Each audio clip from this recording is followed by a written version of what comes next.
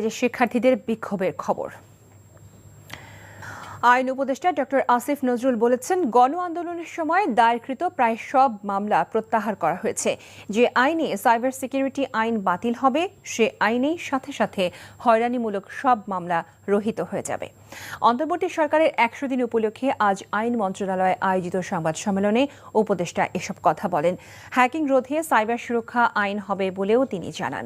রাজনৈতিক দলের বিচারের ক্ষেত্রে যে অধ্যাদেশ করা হবে তার প্রস্তাবনায় আছে, আদালত যদি মনে করে তাহলে প্রয়োজনীয় শাস্তিমূলক ব্যবস্থা নিতে সংশ্লিষ্ট মন্ত্রণালয় ও সংস্থার কাছে সুপারিশ করতে পারে। তবে এখনো কিছু হয়নি। উপদেষ্টা পরিষদ এ বিষয়ে সিদ্ধান্ত নেবে। আসিফ নজরুল জানান, আন্তর্জাতিক অপরাধ ট্রাইব্যুনাল আইন সংশোধনের বিষয়টি বৃহস্পতিবার উপদেষ্টা পরিষদের বৈঠকে অনুমোদন পাবে। সপ্তাহ দুয়েকের মধ্যে হাইকোর্ট ও আপিল বিভাগে বিচারপতি নিয়োগে আইন হয়ে যাবে বলেও তিনি জানান।